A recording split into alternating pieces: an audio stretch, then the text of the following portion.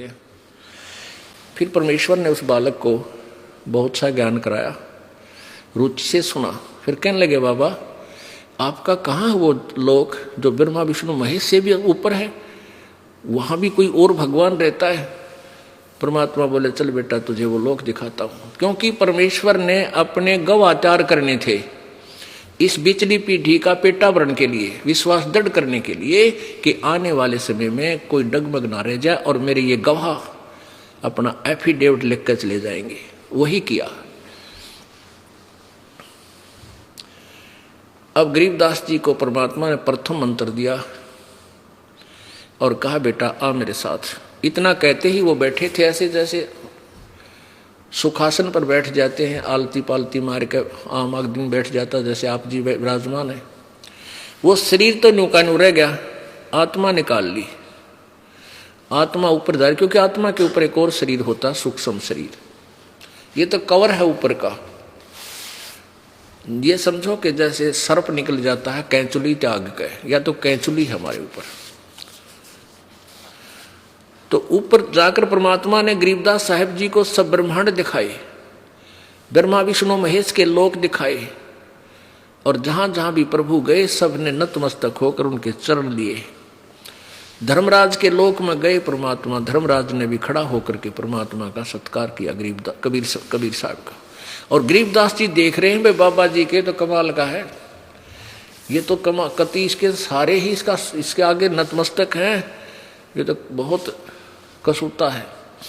तो फिर ऊपर ब्रह्मांडों को पार करके काल दिखाया कि देख ये बैठा वो काल, ये 1 लाख प्राणी नित्य खाता है। और ये भोली आत्मा समझ रही है हम बहुत अच्छे लोक में रह रहे हैं। ये काल ने अपने आहार के लिए, देख गरीबदास बेटा ये सामने तपस्या 1 लाख प्राणी देख वो भूख तड़फ रहे हैं, यहाँ आ रहे हैं, पटकते जा रहे हैं और तड़फ रहे हैं। और अपने तीनों पुत्रों रजगुण ब्रह्मा सतगुण विष्णु तम गुण शिव जी के द्वारा इसने अपनी खेती फसल ये मनुष्य तैयार करवा रखे। और इसलिए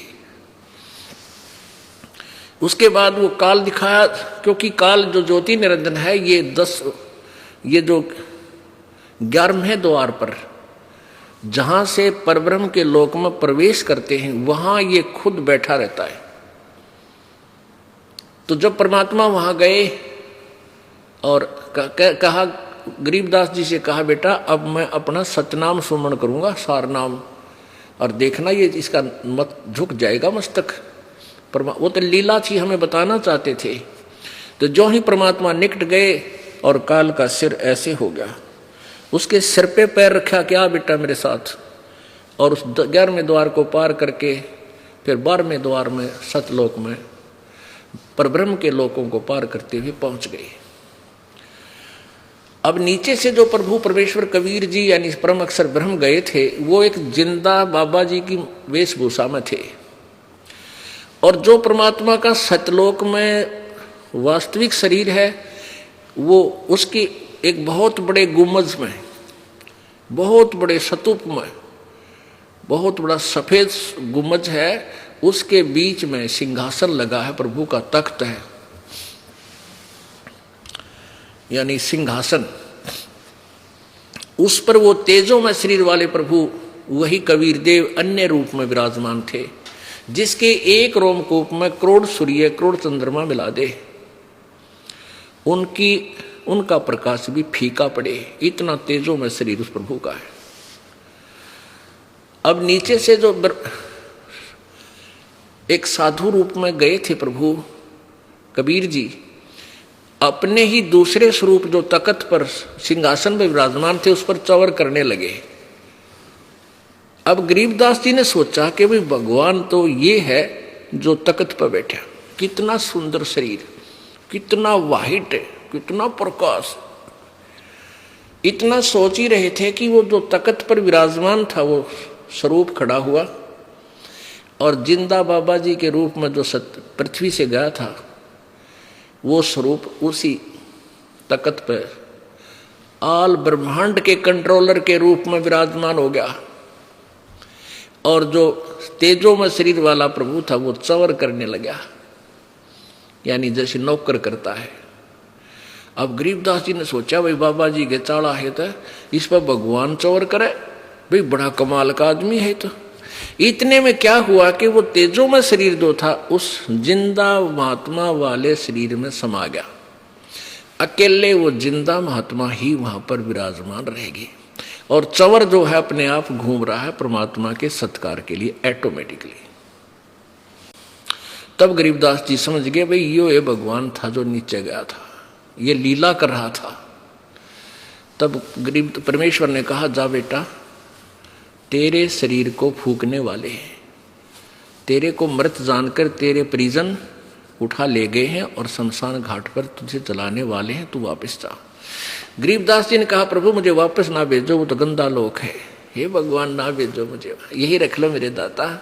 क्योंकि वहां जाने के बाद तो ये ऐसा लगता जैसे सुअर लेटे रहते हैं ना गंध में, और एक बहुत अच्छी चिप्स की कोठी में कोई व्यक्ति रहता हो और उसको कहा जाए कि जहाँ ये सुअर पड़े हैं गंध में तू यहाँ चला जा, वो नहीं जा सकता। तो सतलोक की तुलना में यहाँ के 21 ब्रह्मांड ऐसे गंदे लोक हैं, ऐसा इसमें गंध है, तो वापस इसमें क्यों करावे। जब ठीक है किसी अगर नशा हो गया, शराब पी रहा है, भांग पी रखी है, वो तो कितना पिड़ा रहे, उसने तो वो स्वर्ग दिखाई दे से। अब जिसकी भांग उतर गई, नशा उतर गया, उसको कैसे फिर वो कैसे पड़े उस गंदे लोक स्थान पर नहीं जा सकता, कोई धक्का दे तो नहीं जा सकता। तब परमेश्वर ने कहा बेटा अपना उद्देश्य ये है, सारी समझा दी शॉर्टकट में, कि सब अपनी आत्मा है, काल के जाल में फंसी पड़ी है, उनको निकालना है, तू जा वापस, ये मेरा आदेश मान ले और मैं तेरे साथ रहूँगा, तुझे वापस लेकर आऊँगा और जा तू मेरी महिमा का गुणगान कर। उधर से क्या हुआ कि जब पाली वो गवाले दूर चले गए थे, दूध नहीं पिया था, 1-2 घंटे 3 घंटे के बाद वापस आए। उन्हें देखा रो बाबा जी तो चला गया, और वो लड़का जो लड़की का लड़का, क्योंकि ये भांजे थे वहां के, कि वो छोरी का छोरा यानी लड़की का लड़का कहाँ गया, कि वो बैठा वहां। एक भक्त एक से कहा कि जाओ तो उसको बुला के ला, उसका टाइम हो गया, अपनी गायों को घेरेगा यानी ड्यूटी देगा। उसने आवाज लगाई कि एक गरीबदास नाम था परमेश्वर की प्यारी आत्मा का, लेकिन गांव वाले शॉर्टकट में बोला करें न, बोले ओ उसका गरीबू नाम दे रख रखा था, वैसे अपना जो एक न्यारा नाम होया करे गांव में। बोले ओ गरीबू खड़ा हो, आजा तेरी ड्यूटी आ गई, गायें घेर। अब वो गरीबदास जी तो जा रहे सतलोक में सैल सपट्टे को, और वहां तो शरीर ही था। आवाज लगाता लगाता वो गवाला वो व्यक्ति पकड़ के बच्चे जैसे शरीर को कहने लगा, वो भगत जी खड़ा हो तेरी ड्यूटी आ गई। अब उसको ऐसे छेड़ा, वो न्यू का गिर गया, तो उसमें आत्मा थी नहीं, तो प्राण थे ही नहीं, खत्म हो चुका था। वो तो हक्का बक्का रहेगा। उसने आवाज लगाई कि आ जाओ, लड़का मर गया, लड़का मर गया। वो पाली आ गए, फिर गांव में भागे गए। गांव में जो पता चला उनके माता पिता को इकलौता पुत्र था, 12 वर्ष में हुआ था, माता पिता भी बेहोश हो गए। पुत्र की इकलौते पुत्र की मृत्यु सुनकर हाहाकार मच गया। और छोटा सा गांव था, 30-40 घर थे उस समय, और सभी को शिहर उठे और भाग लिए उधर। तो 1.5 किलोमीटर दूरी पर, गांव से 1.5 किलोमीटर की दूरी पर वो पवित्र स्थल है जहां पर परमात्मा आए थे। आज भी वो यादगार उस गांव में बनी हुई है, सड़क के साथ में। ये दास आंखों देख रहा है, क्योंकि हम पहले वहीं छुड़ानी जाते थे, वहां हमारे गुरुदेव जाते थे। हम गरीबदास पंथ से ही अलग हुए हैं। अलग तो गरीबदास पंथ ही समझो, वैसे हम अब कबीर पंथ पहचान गए, कबीर पंथ पर चल पड़े, जो गरीबदास जी ने मार्गदर्शन किया था। और वो गरीबदास छुड़ानी वाले जो हैं वो उसी काल के जाल में ही कुमार्ग पर जा रहे हैं। तो वहां आज भी वो यादगार विद्यमान है, और गांव का बच्चा बच्चा कहता है कि यहाँ कबीर जी आए थे, क्योंकि गरीबदास जी ने अपनी वाणी में प्रमाण दे रखा है। अलल पंख अनुराग है, सुन मंडल रहे थीर, दास गरीब उधारिया मोए सतगुरु मिले कबीर। तो गांव वाले सब जाकर के बच्चे का शव उठा लाए और शाम के समय 5-6 बजे 7-8 बजे उसने जलाने की चेष्टा करने लगे। चिता पर रख दिया, अग्नि लगाने की तैयारी। तभी परमात्मा ने वो आत्मा गरीबदास जी वाली परमेश्वर कबीर जी ने वापस शरीर में प्रवेश कर दी। एकदम वो बंधन टूट गए जो ऊपर बांध रखे थे अस्थि का ऊपर, उस अर्थी के ऊपर, और एकदम बालक खड़ा हुआ। और जो आंखों देखा, जो परमात्मा ने फीड कर दी थी वो वाणी कबीर परमेश्वर जी ने, गरीबदास जी ने वो अमर वाणी बोलनी शुरू कर दी। वो अमर वाणी संग्रह की हुई है, आज ये दास आपको पढ़कर सुनाता है, उसी में से बहुत सी वाणी बार बार सुनाता रहते हैं। तो वो वाणी बोलनी शुरू कर दी और किसी से बात नहीं करे, उठ पड़ा, बच्चे को ले आए। अब सबको ये हो गया कि लड़का मेंटल हो गया, पागल हो गया, क्योंकि उसने बाबा जी के जादू जंत्र का दूध पी लिया, इसलिए इसके दिमाग में फर्क हो गया। बावड़ा कहने लग गया, पागल, बावड़िया गरीबदास जी को। फिर ये सोचा कि चलो बच्चा जीवित हो गया, माँ बाप इसने बच्चे के देख देख कर इसको अपना जीवन पूरा कर लेंगे, इसी के साथ अपने दिन तोड़ लेंगे, ये सोचकर सब अपना संतुष्ट हो गए। अब वो बोल रहे, वो अमरवाणी जो वेदों से भी पार की है, और वो बोला जो समाज समझे नहीं, वो पागल कहने लग गया उस परम पिता की प्यारी आत्मा को।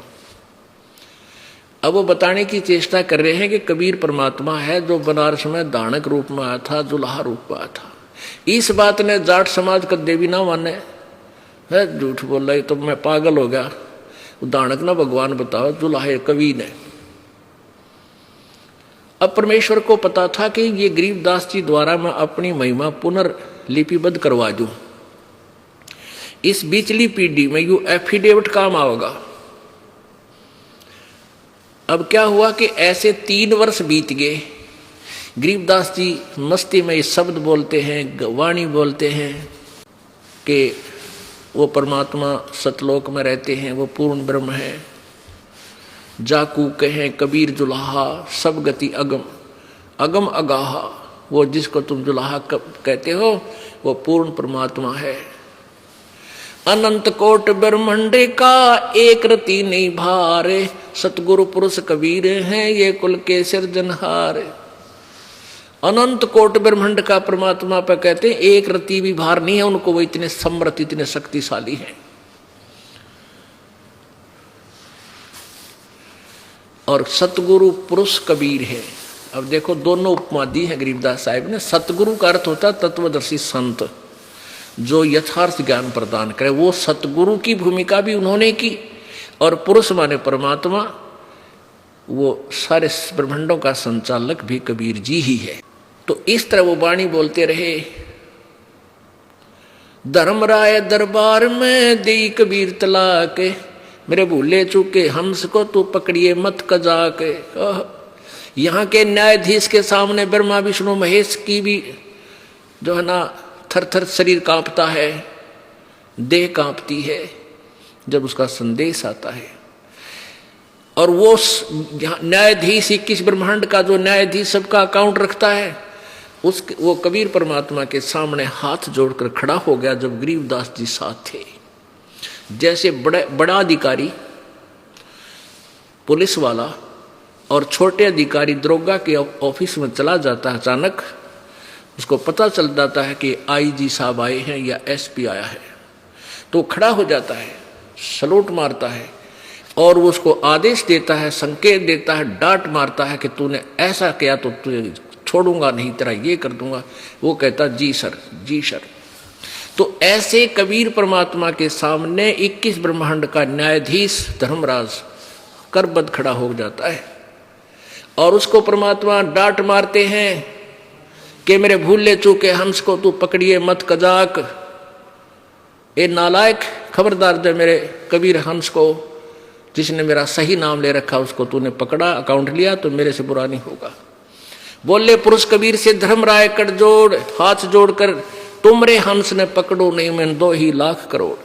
तो जो इस दास के द्वारा दिए हुए नाम का जाप करेगा सच्ची श्रद्धा से, आजीवन नियम पालन करता हुआ, उसका अकाउंट धर्मराज नहीं करेगा और ना ही उसके दूत आपको लेने आएंगे। परमात्मा का जहाज आएगा, आपको प्यार के साथ उसमें बैठा करके सतलोक ले जाया जाएगा।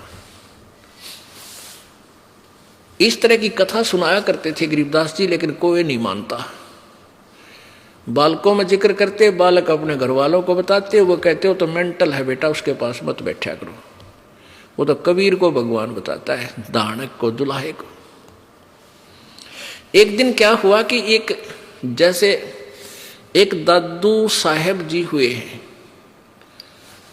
दादू साहेब जिनको परमात्मा इसी तरह आकर मिले थे जैसे गरीबदास जी को मिले। जब दादू साहेब 7-8 वर्ष के थे, उसमें ऐसे ही परमात्मा एक जिंदा महात्मा के रूप में, बूढ़ा बाबा के रूप में, वृद्ध बाबा के रूप में आकर मिले थे और फिर उनकी आत्मा को भी सतलोक लेकर गए थे। 3 दिन और 3 रात वो अचेत रहे थे, मरे नहीं। श्वास धड़क रही थी लेकिन आत्मा यहां से बाहर थी। और तीसरे दिन वापस जब छोड़ा तो दादू साहब ने जी ने भी यही कलम तोड़ वर्णन किया था कबीर परमेश्वर की महिमा का। उन्होंने क्या कहा कि जो जो शरण कबीर की तिर गए अंत अपारे, दादू गुण के ता कहूं भाई कैतन आवे पार। अब यहां दादू जी का प्रकरण इसलिए आवश्यक हो गया क्योंकि इसके साथ साथ ये लिंक भी जुड़ता है कि परमात्मा किन किन को आकर मिले और कहाँ मिले, उन्होंने क्या क्या प्रमाण दिए।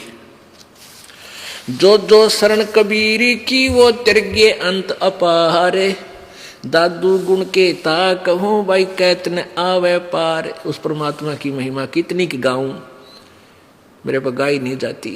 जो भी उनकी शरण में है वो सारे पार होंगे, पर विधिवत, नकली संतों के पास नहीं, नकली नामों से नहीं।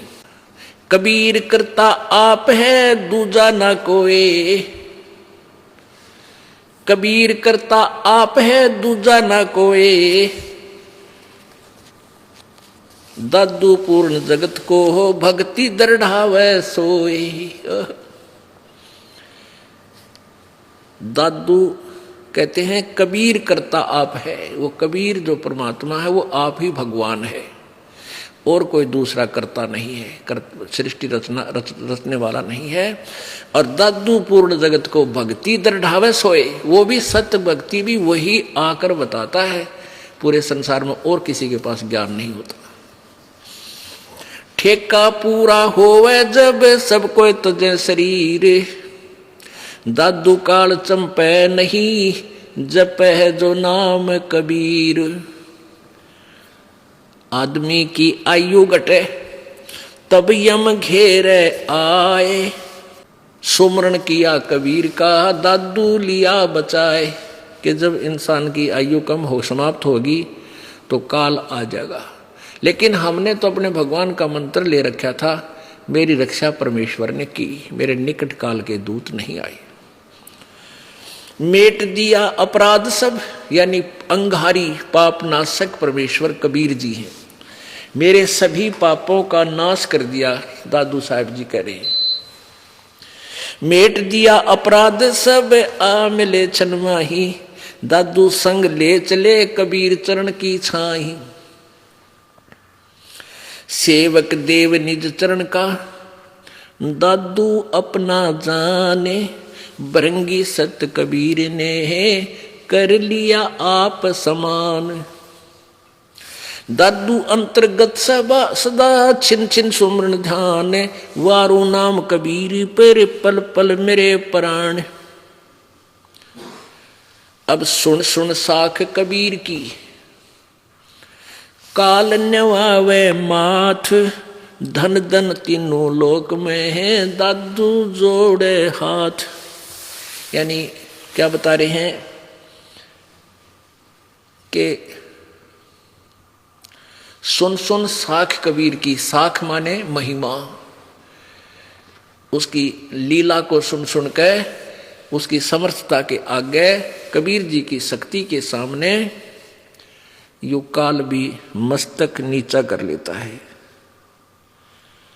सुन सुन साख कबीर की काल नवावे माथ, धन हो तीनों लोक में दादू जोड़े हाथ। केरी नाम कबीर का विषम काल गजराज, दादू भजन प्रताप से वो भाग गए सुनत आवाज। अब कैसी प्यारी तुलना की है दादू साहिब जी ने कि जैसे हाथी जो होता है, हाथी, और हाथियों का राजा गजराज यानी हाथियों में सबसे तगड़ा, उसको तो समझ लो यो काल है 21 ब्रह्मांड में इतनी ताकत वाला। और परमेश्वर कबीर जी को समझ ले बब्बर शेर केरी। और बब्बर शेर जब धाड़ता है कितना तगड़ा हाथी हो लीद कर देता है, इतना भयभीत हो जाता है। तो यहां क्या बताते हैं, केरी नाम कबीर का और विषम काल गजराज, दादू भजन प्रताप ते वो भाग्य सुनत आवाज। पल एक नाम कबीर का दादू मन चित लाए, अस्थि के असवार को हो स्वान काल नहीं खावे। कितनी प्यारी व्याख्या की है कि जो परमेश्वर कबीर जी की शरण में आ गया, विधिवत उनके कृपा पात्र संत के माध्यम से उपदेश ले लिया, वो समझो हाथी पर बैठ गया और सवार इसको काल को दादू साहब कह रहे हैं ये काल समझो समान रूप है, यानी कुत्ते जितनी अक्षमता है। यहां हाथी से तुलना कर रहे हैं कि जो हाथी के ऊपर बैठ गया उसको कुत्ता हानि नहीं पहुंचा सकता कभी भी किसी प्रकार से।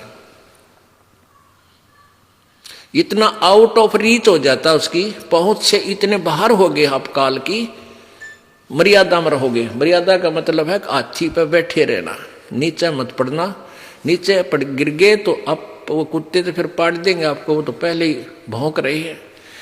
आप जी फिर शरण से बाहर मत जाना। जो मर्यादा ये दास आपको बता रहा है उस मर्यादा में रहना, फिर आपके निकट ये काल नहीं आ सकता। ठीक है, दूर से भौंकते रहेंगे कुत्ते।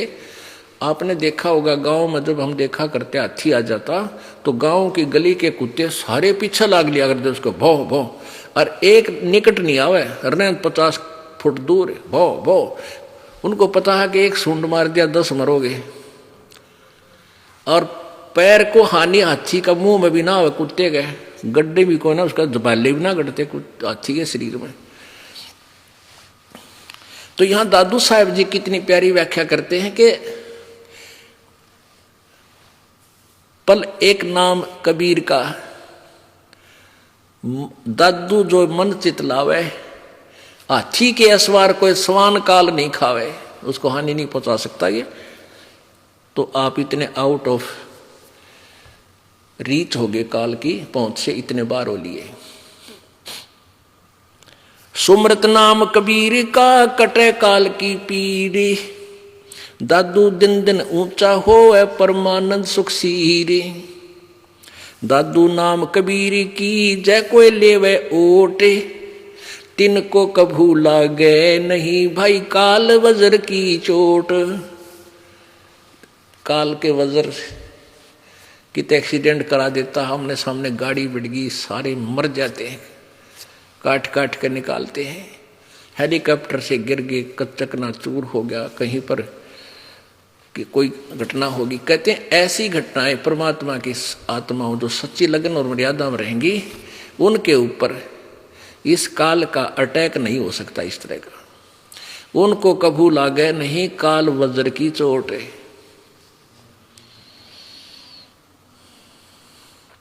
और संत सब कूपे हैं के तेज रिता नीर, दादू अगम अपारे है वो दरिया सत्य कबीर।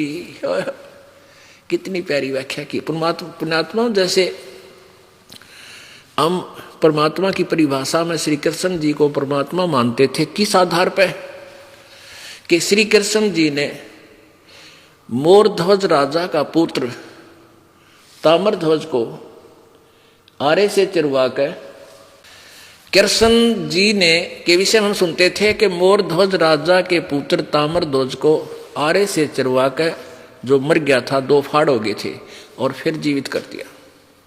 इससे हम श्री कृष्ण जी को भगवान मानते थे। लेकिन अब परमात्मा के चानने में हमें दिखा, परमेश्वर कबीर जी के ज्ञान में, कि श्री कृष्ण जी अपने सगे भाणजे अभिमन्यु को जीवित नहीं कर सके, जो महाभारत के युद्ध में प्रथम दिन ही चक्रव्यूह में मारा गया था। इकलौता पुत्र सुभद्रा का और 5 पांडवों का कुल नाश हुआ था और कोई बालक नहीं था।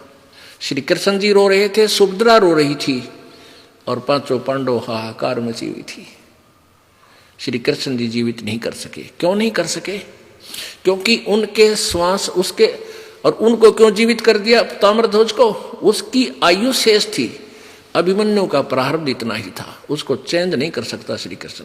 केवल कबीर परमेश्वर आयु बढ़ा सकता है, एक्सटेंशन कर सकता है, वो समर्थ पावर है। जैसे शॉर्टकट में आगे बताएंगे पूरा विस्तार इन 5 दिन में। एक कमाल नाम के बालक को मृत हो गया था, उसकी आयु समाप्त हो चुकी थी और परिवार वालों ने उसको जल प्रवाह कर दिया था। कुछ कबीले ऐसे हैं जो ना जमीन में दफनाते, ना सभा करते, अग्नि में जलाते नहीं, वो जल में प्रवाह कर देते हैं, वो जल प्रवाह कर देते हैं, मतलब एक विधिवत अपने तरीके से, परंपरा से। और वो तैरता हुआ चलता है मुर्दे के नीचे, ऐसा कुछ एक फूस का ऐसा बंडल सा बनाकर उसको ऊपर आदर से लटाकर चलते कर देते हैं, उस पर एक ज्योति सी जगा देते हैं। तो वहां वो बहता हुआ जा रहा था, तो कबीर परमेश्वर से कहा शेख तकी। शेख तकी कौन था? सिकंदर लोधी का धार्मिक गुरु था। और कबीर जी से ईर्षा करने लगा, क्योंकि सिकंदर लोधी के जलन का रोग किसी से आराम नहीं होता, परमात्मा के आशीर्वाद से वो स्वस्थ हो गया था। इस कारण से सिकंदर लोधी दिल्ली का बादशाह कबीर परमेश्वर का अत्यधिक सत्कार करता था। उधर से वो उसका धार्मिक गुरु ईर्षा करने लगा, किसी प्रकार कबीर जी को नीचा दिखाऊं ताकि ये यहां से भाग जावे।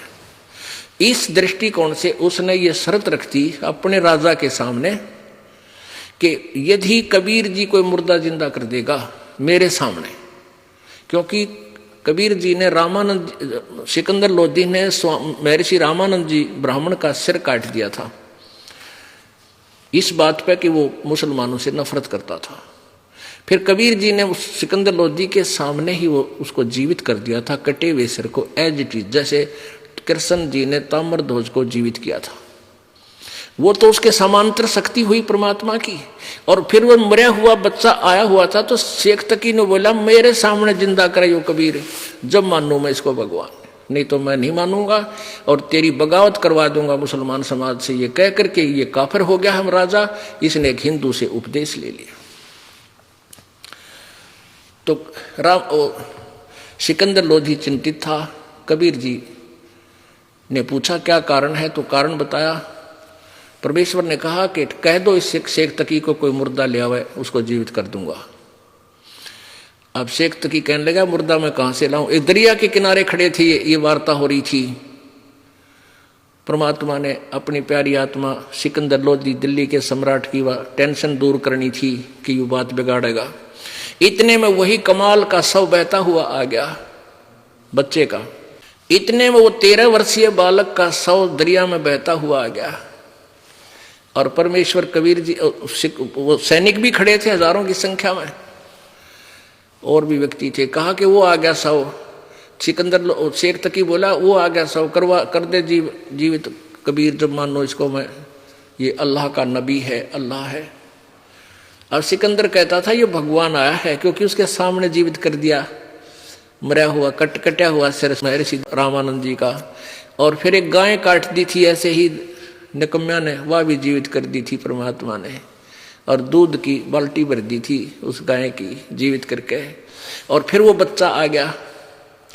तब कहने लगा सिकंदर शेख तकी कहने लगा कि इसको जीवित कर दे, तुम मानो तू भगवान है। परमात्मा ने कहा कि पहले तू कर ले, के बाद में नंबर बनावे। तो जंतर मंत्र करता रहा, वो तो चला गया। 100 कम से कम भी 800-1000 गज आगे पहुंच गया दरिया में, जहां वो खड़े थे उससे नीचे पानी की बह करके तब शेख तकी ने कहा कि तो चाहता था मुर्दा निकल जाए किसी तरह, मुझे लगा दिया इसमें, जब जानो ये भी कर दे।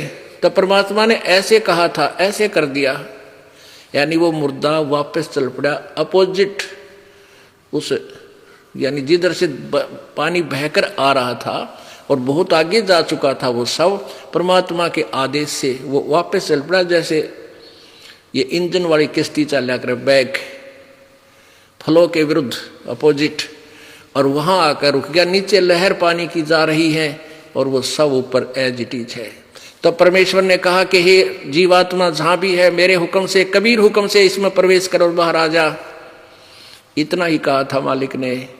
उसी समय वो मुर्दे में ऐसे कंपन हुई, लड़का एकदम खड़ा होकर और बाहर आकर दंडवत प्रणाम किया। बोलो सतगुरुदेव।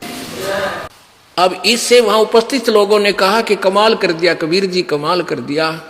उस बच्चे का नाम कमाल रख दिया और अपने साथ अपने पुत्र के रूप में परमात्मा ने उसको रख लिया। अब ये दास क्या कहना चाहता था, दादू साहेब की इस वाणी को क्लियर करने के लिए, और संत सब कूप हैं केते झरीता नीर, दादू अगम अपार है ये दरिया सत्य कबीर। अब जैसे और संतों की, भगवानों की महिमा भी कुछ मिलती जुलती है।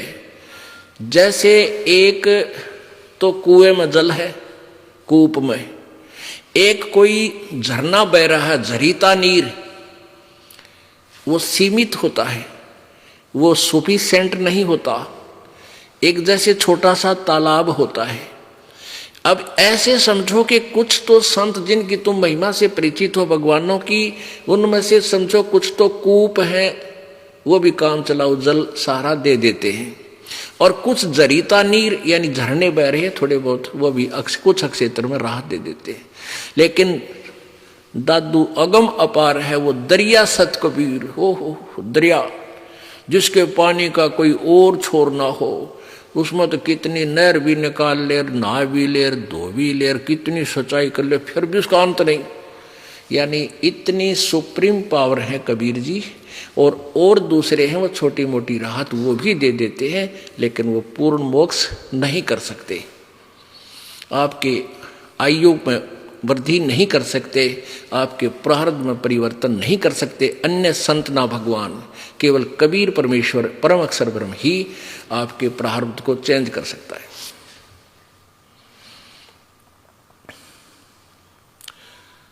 अब पुण्यात्माओं, जब तक हमारे प्रारब्ध में परिवर्तन नहीं होगा तो हम सुखी क्यों कर होंगे। आपके कर्म में, प्रारब्ध में लिखा हुआ है कि आपकी टांग टूटेगी या आपकी मृत्यु होगी, किसी ने लिख रखा है जंत्री में। ये जैसे ये पामिष्ट होते हैं, ये बहुत कुछ सच बता सकते हैं, लेकिन ये आपको राहत कुछ नहीं दे सकते। अब जैसे भोली आत्मा जाती हैं किसी ज्योतिषी के पास, वो उसकी जन्म पत्री देख जंतर मंत्र करके बता देगा तेरे को उस वर्ष में इतनी हानि होगी। अब वो हानि तो होगी ही होगी क्योंकि लिख रखी है, वो तो कोई भी पढ़ कर सुना दे, लेकिन उसमें वो परिवर्तन वो ज्योतिषी नहीं कर सकता, वो बता सके। जैसे किसी ने बता दिया तीसरे महीने में मार्च में तेरी टांग टूटेगी। अब वो तो एक महीना पहले और चिंता पैदा कर दी उसने, और बचाव कुछ हो नहीं सकता, और वह टूट गई तो फिर क्या करता भाई, उसने बता दी थी पहले तेरी टांग टूटेगी, भाई जान दिया तगड़ा, भाई वो तो कमाल का आदमी है, भाई पहले बता दी थी, बता के कला तोड़ दिया उन्होंने, पहले बता दी थी। अब जैसे आप किताब अपना जंतर ज्योतिषी का दिखाया ना, और जो आपको बता दे तेरा यह हानि होगी, और फिर आप आ जाना इस दास के पास, कबीर भगवान की शक्ति से आपको मंत्र देंगे और उस दिन वह हानि आपको नहीं होगी, वह होनी थी क्योंकि लिखा हुआ है, और फिर नहीं होगी आपका, गारंटीड बात है। तो ये समाधान चाहिए, ज्ञान नहीं।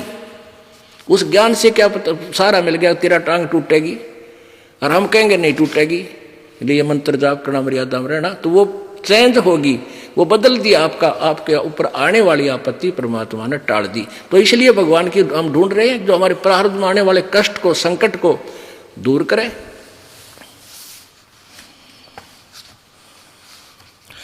और संत सब कूप हैं केते झरीता नीरे, दादू अगम अपार है ये दरिया सत्य कबीर।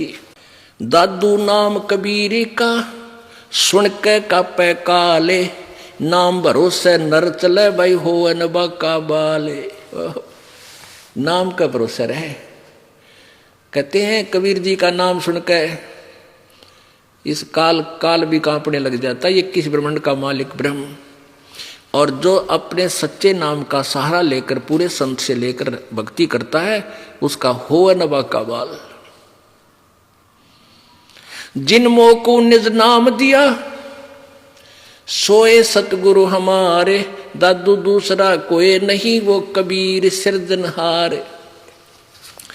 अब इस दादू पंथ का एक अनुयायी, एक गोपाल दास नाम का एक व्यक्ति गृहस्थी था। वो फिर अपने बाल बच्चों से निमट कर शादी उनके ब्याह करके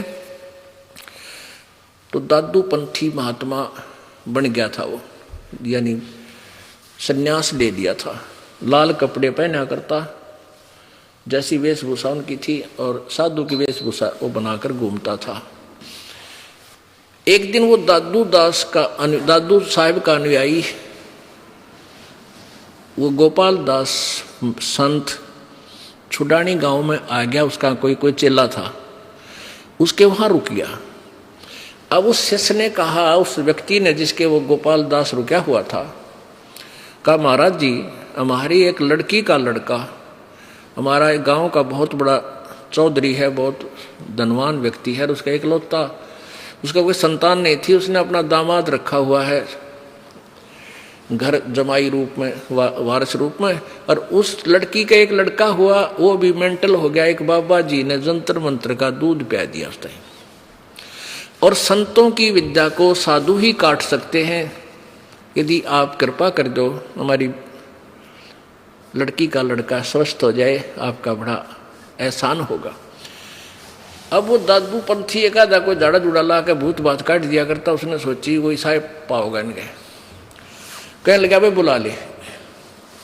अब वो व्यक्ति गया, उस शिवलाल नाम था गरीबदास जी के नाना जी का, और कहा कि ऐसे ऐसे एक हमारे यहाँ संत आ रहे हैं और इस लड़की के लड़के को उसको दिखा देते हैं। वो कहे मैं ठीक कर दूंगा। तो 5-7 भक्त आदमी और वो लड़का गरीबदास जी और उनका नाना जी लेकर आ गए। तो वो जो दादू पंथी संत गोपाल दास था वो 65 वर्ष की उम्र का, और साहेब गरीबदास जी 13 वर्ष की आयु के बालक। उस बालक से पूछा, उस दादू पंथी संत ने कहा कि बेटा वो कौन था जो तुझे एक जादू जंत्र का दूध पिला गया? अब वो तो परमात्मा की चेतना से, परमात्मा से परिचित होने के बाद उनका अंतःकरण खुल गया था, दिव्य दृष्टि खुली थी। वो जान के गरीबदास जी की दादू पंथी संत है। तो क्या कहा परमेश्वर की वाणी, जो कबीर परमेश्वर ने उनमें ज्ञान फीड किया था, उसके आधार से क्या बोले? गरीबदास जी ने कहा, हम सुल्तानी नानक तारे दादू को उपदेश दिया, जाति जुलाहा भेद न पाया वो काशी माहे कबीर हुआ। अब जो कारण तरले भाषण का मारी, वो दादू जी के जो अनुयायी था उसको बता दिया कि हम सभी, यानी मैं गरीबदास और अब्राहिम सुल्तान अधम, वो मुसलमान धर्म में उत्पन्न, और नानक जी जो सिख धर्म का प्रवर्तक, और दादू जी, इन सभी को जिसने पार किया वो जाति जुलाहा भेद नहीं पाया, काशी माहे कबीर हुआ। हम सुल्तानी नानक तारे दादू को उपदेश दिया, जात जुलाहा भेद न पाया वो काशी माहे कबीर हुआ। वो कबीर काशी वाला दोबारा आकर मुझे प्रकट हुआ, सतलोक से चलकर आए। क्योंकि सन 1518 में परमेश्वर मगहर से सहस्री चले गए थे 1518 में, और गरीबदास जी को आकर मिले वो 1727 में, 199 वर्ष बाद, यानी मगहर से सहस्री जाने के सतलोक से वापस 199 वर्ष बाद फिर आए, 200 वर्ष बाद समझ लो। सन यानी एक सन 1717 और सन 1518, ये फिर 27 यानी 210 वर्ष 209 वर्ष समझ लो। तो वो परमात्मा फिर आए तो कहते हैं हम सुल्तानी नानक तारे और दादू को उपदेश दिया, नाम जात जुलाहा वो दानक कबीर काशी माए कबीर, जात जुलाहा उसका भेद नहीं पाया, वो काशी माए कबीर वो परमात्मा मिले थे मुझे आके। अब कबीर परमेश्वर की महिमा दादू पंथ, दादू साहब के ग्रंथ में भी कलम तोड़ लिखी हुई है, इसको वो दादू पंथी भी पढ़ रहा था। अब इस तरह काफी परमात्मा फिर तो गरीबदास जी लगे रहे, वह वाणी सुनाते रहे। गैबी ख्याल विशाल सतगुरु अचल दिगंबर थीर है, भक्ति हेत काया धर आए वो अवगत सत कबीर है। वो सारी कथा सुनाई परमात्मा की महिमा की, जैसे हम ब्रह्म वेदी में सुनते हैं गाते हैं। गैबी ख्याल विशाल सतगुरु अचल दिगंबर थीर हैं, भक्ति हेत काया धर आए अवगत सहत कबीर हैं। नानक दादू अगम अगाधू तेरी जहाज खेवट सही, सुख सागर के हंस आए भक्ति ही रंबरे उर्धरी। कोटि भानु पर कास पूर्ण रोम रोम की लार है, अतल अभंगी है सतसंगी अवगत का दीदार है। धन सत्य गुरु उपदेश देवा 84 ब्रह्म मेट ही, तेज पूंज आन देह धर कर इस विधि हमको बैठ ही। शब्द निवास आकाश वाणी यो सत्य गुरु का रूप है, चंद सूरज ना पवन ना पानी न जा छाया धूप है। रहता रमता राम साहेब अवगत अलह अलेख है, भूले है पंथ विटम्बवादी वो कुल का खाविंद एक है। रोम रोम में जाप जप ले अष्ट कमल दल मेल है, सुरत नरत को कमल पठावो जहाँ दीपक बिन तेल है। हरदम खोज है नोज हाजर त्रिवेणी के तीर हैं, दास गरीब तबीब सतगुरु बंदी छोड़ कबीर हैं। हरदम खोज है नोज हाजर त्रिवेणी के तीर हैं, दास गरीब तबीब सतगुरु बंदी छोड़ कबीर हैं। अब यह वाणी जो बोली उस दादूपंथी संत के कलेजे में जख्म हो गया। कोई हो तो वो कहने लगा, रे गांव वालों यो लड़का पागल को ना तुम पागल हो भाई। ये तो वो अमर वाणी बोल रहा है भक्तों, इसको सुनकर तो जीव का वही कल्याण हो जाए। तो उसने एक 65 साल का वृद्ध और एक 13 वर्ष के बालक के सामने हाथ जोड़ कर न्यू बोले, ए महाराज जी या अमृत वाणी लिखवा दे मेरे को। ये तो बहुत प्यारी और बहुत ऑथेंटिक वाणी है। और कहने लगे, रहे इसने तो भगवान मिले भाई, ये तो परमात्मा परिचित है, परमात्मा का प्रत्यक्ष दृष्टा संत है, तुम इसको बावड़ा मत कहो। तो गरीबदास बालक तो चल पड़े आगे आगे, बाबा जी का दिमाग सेंटर में लाना है। वो बालक वो क्योंकि जो ग्राहक होते हैं वही पहचानते हैं इस सौदे को, वही करते हैं। उसने ना देखा तो बाबा जी हर लोग नो कहेंगे तू किस बालक के पीछे चाल पड़ा, तू तो फिर नल है। तो जिन्हें भगवान चाहिए वो मान बुराई नहीं करते, वो अपना कल्याण चाहते हैं। चाहे किसी से मिल जाओ उसकी अपने रोग कटन की, उसी से ले ले। पीछे पीछे हो लिया, हाथ जोड़ कर कहने लगे महाराज दया करते हो, कलयुग में उद्धार होगा बहुत से प्राणियों का। तीसरे दिन जब देख लिया कि बाबा जी कति सेट हो रहा है, आखिर तक लिख लेगा, तब कहने लगे गोपाल दास सुन ले, अगर सारी वाणी लिखा तो लिखवाऊं, कदे बीच में भाग जा, अगर नहीं सारी लिख लूंगा। क्योंकि वो लाला जी के घर का जन्म था गोपाल दास का, और वो पढ़ रहे थे अपनी, वो शिक्षा थी थोड़ी बहुत उसको, हिंदी भाषा या कुछ फारसी फुरसी में लिख लेता हो। तो कहते हैं गरीबदास साहिब जी का एक बेरी का बाग था, उसमें एक जंडी का पेड़ था, उस जंडी के पेड़ की छाया में बैठ जाते क्योंकि, और फिर लिखना शुरू कर देते। कहते 3 वर्ष तक ना 6 महीने तक, 6 महीने तक दादू वो गरीबदास जी बोलिया करते और दादू साहब लिखा करते। और दाद लिखवाते समय कह रहे हैं ये वाणी यहाँ की नहीं है, 80 अरब कोस समाधि मार्ग से बात कह रहा हूं कि मैं यहां से सहज समाधि से ऊपर का देख रहा हूं, आंखें खोल रहे और बोल रहा है और मैं लिखवा रहा हूं। वही आंखों देखा हाल जो परमात्मा से परिचित हुए थे गरीबदास जी, उन्होंने अपनी आंखों देखा हाल अपनी अमृत वाणी में लिपिबद्ध करवाया।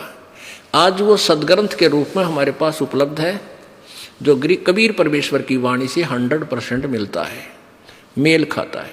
तो वो ग्रंथ साहब का ये अखंड पाठ ये सामने चल रहा है, इसी से पढ़कर ये दास आपको ये सुना रहा था, क्योंकि इसी में से हमने ये भक्ति बोध नामक एक पुस्तक बना रखी है, जो सुबह शाम दोपहर की वाणी हम नित्य पाठ करते हैं, जिसमें कबीर जी की अपने मुखारविंद से उच्चारित और अब उनके दास गरीबदास द्वारा दिया हुआ ज्ञान कबीर जी का ही, उनकी वाणी का मिलकर आपको पाठ के लिए जाता है। तो ऐसे उस परमेश्वर को किन किन ने पहचाना, वेद वही बतावें, परमात्मा सह शरीर है, उसका नाम कबीर है, और सभी महापुरुष जिनको भगवान मिले वो भी यही बता रहे हैं। जैसे नानक साहब जी ने जब परमात्मा मिले बेई नदी पर, ऐसे वो भी 3 दिन तक बेहोश रहे थे, एकांत स्थान पर कहीं दूर, किसी को नहीं पता वो कहाँ पर हैं। उनकी आत्मा को निकाल कर परमेश्वर सचखंड लेकर गए सतलोक, फिर वापस छोड़े तीसरे दिन। तो उन्होंने वहाँ के नगर निवासियों ने सोच लिया था नानक साहब तो डूब कर मर गए, दरिया में छलांग लगाई थी, बाहर नहीं आए। और तीसरे दिन जब वापस आए तब उन्होंने बताया कि हम सचखंड जाकर आए हैं अपने परम पिता के पास, पूर्ण ब्रह्म के पास। फिर परमेश्वर ने कहा था मैं बनारस में, क्योंकि ये समकालीन है, गरीब नानक साहब जी और परमेश्वर कबीर जी समकालीन थे।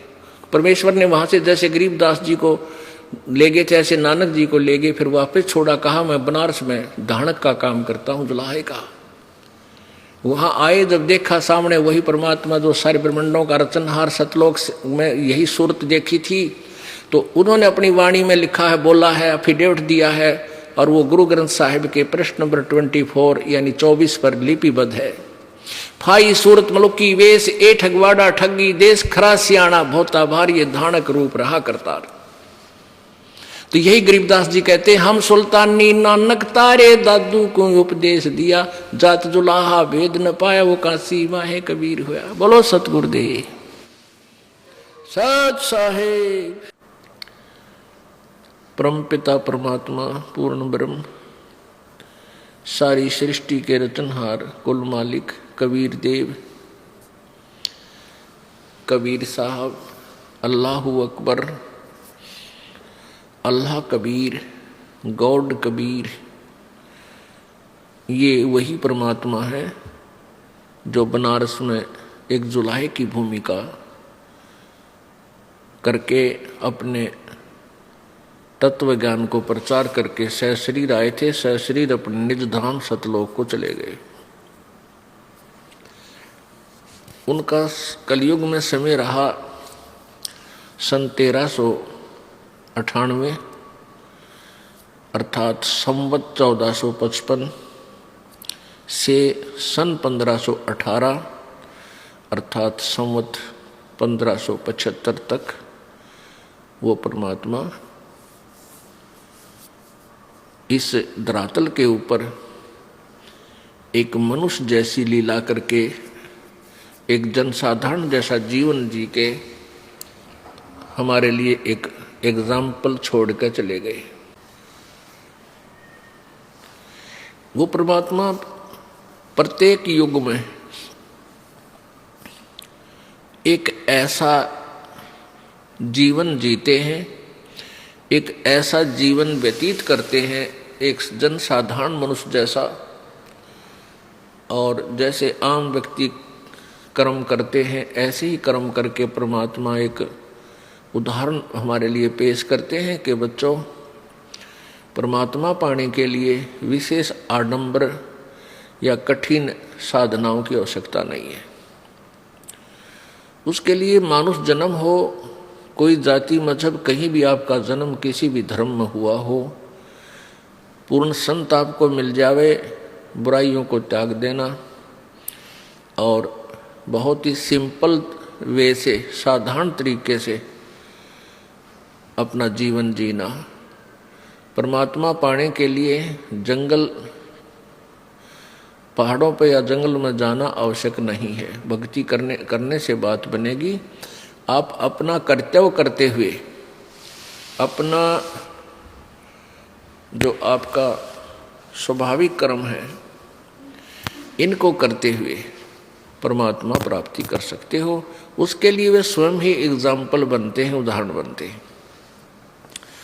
परमेश्वर ये दिखाकर गए थे कि मेरे से निर्धन कोई नहीं हो सकता। एक झोंपड़ी में रहना, माता पिता थे मोह बोले, परमात्मा के माता पिता नहीं थे, लेकिन नीरू नीमा नामक एक जुलाहे ने, दंपति ने उनको, परमात्मा को कमल के फूल से उठाया था और अपने बच्चे की तरह पालन पोषण किया था। वो भी लीला थी परमात्मा की, ना तो जो सबका धारण पोषण करता उसका पालन पोषण कौन कर सकता है। उन्होंने एक लीला दिखानी थी, अपना जीवन एक मनुष्य की तरह ऐसे ही ये लीला करनी थी, प्रत्येक युग में करते आए हैं। उसमें अपने दो मुंह बोले माता पिता, दो बच्चे थे जो मुर्दे जीवित किए थे। लड़के का नाम कमाल, लड़की का नाम कमाली था। और जैसे एक व्यक्ति अपने परिवार का पोषण करता है अपना कर्तव्य कर्म करके, तो जुलाहे का कर्तव्य कर्म करते हुए परमात्मा ने यह उदाहरण दिया था कि तुम विश्वास रखो मालिक पे, यहाँ घना जोड़ा तोड़ी के चक्कर में मत पड़ो, ज़्यादा संपत्ति और ज़्यादा संग्रह करने के चक्कर में मत पड़ो, ये काल का जाल है। केवल इतना ही करो जितना आपको आवश्यकता है, बाकी समय मालिक के चरणों में ध्यान रखो। परमेश्वर जी क्या करते थे, कपड़ा बुनते थे और उसको फिर उसकी जो कमाई आती थी कपड़ा बुनने की मजदूरी, उसमें से जो उनके आवश्यक आइटम की आवश्यकता होती थी घर पर खाने पीने के लिए, वो ले आते थे और फिर पैसा बच जाता था उसको धर्म में लगा देते थे, अब भंडारे कर देते थे, भोजन भंडारे कर देते थे, वो संग्रह नहीं करते थे। पुण्यात्माओं हमें उदाहरण देते हैं, परमात्मा संकेत देते हैं, पर हम बालक हैं। हम काल प्रेरणा में आकर के काल के ही भाव में बही रहते हैं। हम परमात्मा की वाणी पर विश्वास कम करते हैं। परमेश्वर कहते हैं कबीर जी के, कह कबीर सुनो विसादो, मैं तो हूँ विश्वास में। यदि तुम विश्वास करोगे कि मैं परमात्मा हूँ, मैं भगवान हूँ, सब कुछ कर सकता हूँ, तो मैं तुम्हें पूर्ण लाभ दूंगा। और तुम इतना विश्वास नहीं कर पाओगे तो तुम्हें वर्क डन ही मिलेगा। परमेश्वर हमें क्या उदाहरण देते हैं कि इतना मांगो भगवान से कि साईं इतना दीजिए, जामे कुटुंब समावे, हम भी भूखे ना रहें, अतिथि ना भूखा जावे। केवल इतनी ही डिमांड बहुत घनी हो जाती है। अब यहां देख लो आप, ये बड़े बड़े सेठ साहूकार व्यक्ति, बहुत से उदाहरण हमारे सामने हमारे जीवन में घटित हो चुके हैं। एक अरबपति व्यक्ति सारा जीवन संपत्ति जोड़ने में, फैक्ट्री लाने में व्यतीत किया और ठीक है, साधना पूजा पाठ भी सभी करते हैं, सभी करते हैं, जो पुण्यात्माएं हैं वो सभी कोई न कोई साधना भी करते हैं, लेकिन वो साधना शास्त्र विरुद्ध होने से, शास्त्र विधि को त्याग के मनमाना आचरण होने से वो यूजलेस, वह व्यर्थ होती है। जैसे प्रमाण है पवित्र गीता जी अध्याय नंबर 16 के श्लोक 23 में कि शास्त्र विधि को त्याग कर जो मनमाना आचरण करते हैं, अपनी मर्जी से पूजाएं मंत्र जाप आदि करते हैं, उनको न तो कोई सुख होता है, न उनकी कोई सिद्धि प्राप्त होती है, न ही उनकी गति होती है, अर्थात व्यर्थ। तो वो सेठ लोग भी पूजाएं करते हैं, साथ में जैसे भी उनको किसी गुरु ने मार्गदर्शन किया हुआ है या देखा देखी, तो वो साधना तो वैसे व्यर्थ, उसका कोई यूज नहीं, कोई लाभ नहीं होता। और जिस धन के लिए वो रात पड़ा ना दिन पड़ा, ना जाने कितने खोटे कर्म किए, पाप किए, वो धन साथ नहीं गया। एक्सीडेंट दुर्घटना में मर गए, कोई तो हेलीकॉप्टर में मर जाता है, कोई कार दुर्घटना में, कोई ट्रेन एक्सीडेंट में, और वो पाप रह गए इकट्ठे, धन यही रह गया, वो पाप साथ ले गया। उन पापों के आधार से फिर हो सकता है उसका जन्म गधे कुत्ते का बनेगा ही बनेगा, ये तो बट नेचुरल है। फिर जिन कोठी और फैक्ट्रियों को अपनी कहा करता था, अब उसमें कोई भी उसको प्रवेश नहीं करने देगा, उसका लठ मारेंगे। तो पुण्यात्मा परमात्मा हमें बताने आए थे कि तुम मनुष्य जीवन आप जी को मिला है परमात्मा प्राप्ति के लिए, और इसका कोई यूज नहीं।